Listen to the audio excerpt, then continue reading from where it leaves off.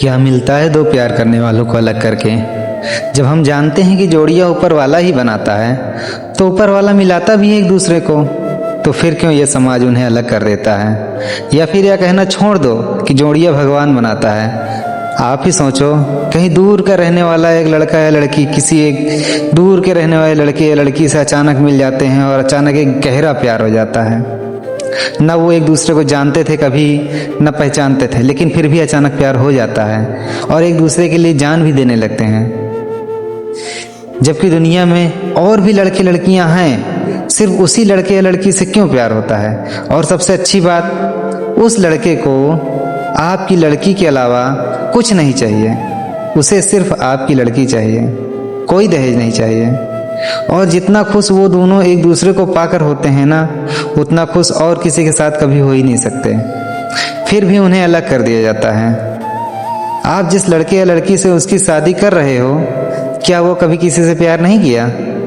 जिनको आपने अलग किया उन्होंने भी कुछ सपने देखे होंगे, कुछ सपने सजाए होंगे, पता नहीं क्या क्या ख्वाब देखा होगा। सारे ख्वाब एक पल में तोड़ दिए जाते हैं। लड़की के घर वालों ने तो लड़की का रिश्ता कहीं और तय कर दिया, लेकिन कभी किसी ने ये पूछा कि वो क्या चाहती है। उसके भी कुछ सपने होंगे कि नहीं।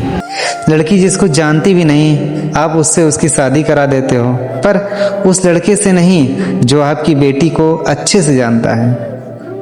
आपने तो समाज को देखते हुए अपनी बेटी की शादी कहीं और कर दी, मगर वही लड़का जब आपकी बेटी को मारेगा, पीटेगा, दर्द देगा, वो रोएगी, तब आप क्या करोगे। क्या उस समय समाज आपका साथ देगा। तब यही समाज कहेगा छोड़ो, हमसे क्या।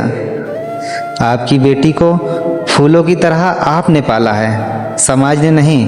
आपकी बेटी की परवाह आपको है, समाज को नहीं। अगर आपके घर में आज राशन नहीं है तो समाज आपके घर में 2 वक्त की रोटी नहीं देने आएगा।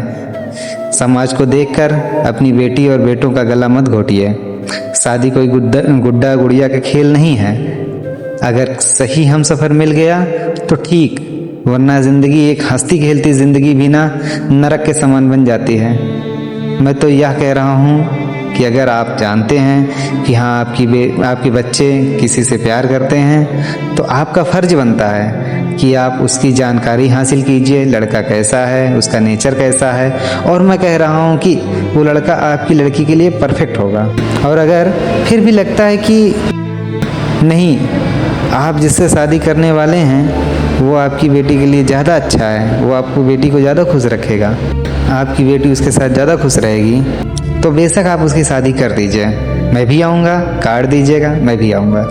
लेकिन ज़रा सोचिए, जिस लड़की को किसी और लड़के के साथ देखना भी बर्दाश्त नहीं करता वह लड़का, उस लड़की की शादी जब किसी और के साथ हो जाती है और वह किसी और की हो जाती है, तब वह कैसे बर्दाश्त करता होगा। उसकी आधी जान तभी निकल जाती है जब उसका रिश्ता तय हो जाता है। और लड़की भी पूरे परिवार के सामने खुश होने का नाटक करती है, अकेले में वह घुट घुट कर रोती है।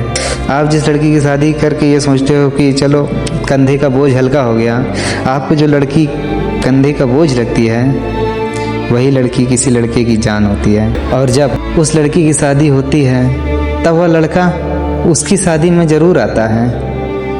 वह कहता है कि आज मैं अपनी ही बर्बादी में गया था, मैं उस लड़की की शादी में गया था।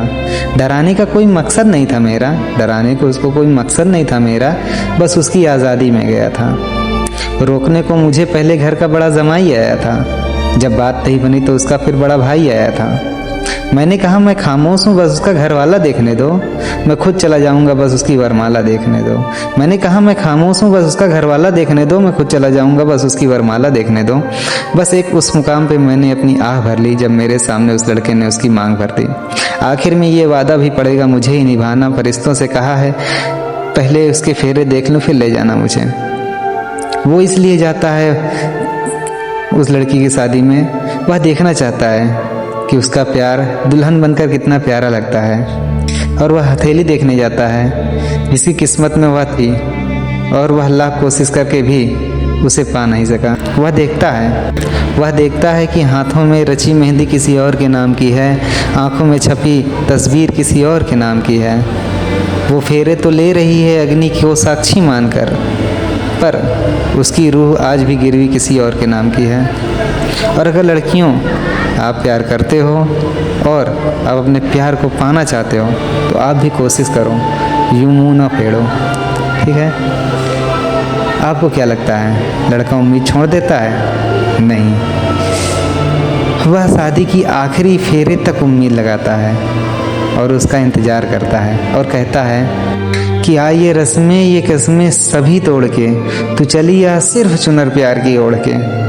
इस दुनिया में सभी को जीने का हक है, हमें किसी की खुशियाँ छीनने का कोई हक नहीं।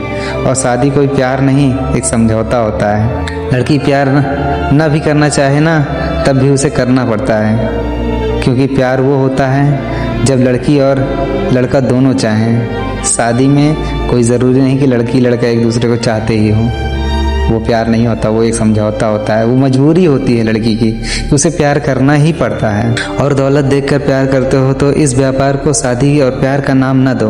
अगर हम किसी चीज़ से प्यार करते हैं और किसी चीज़ को पसंद करते हैं, दोनों में अलग है। अगर हम पसंद करते हैं उसे तोड़ लेंगे, लेकिन अगर हम प्यार करते हैं तो उसे चाहें कि वो जहाँ है ना वो सही है। हम उसमें चाहेंगे एक लोटा पानी और डाल दें और वो फूल और खिल उठे। हम उसकी अच्छाई चाहेंगे ना कि बुराई। तो उम्मीद करता हूँ कि आप सब समझ गए होंगे।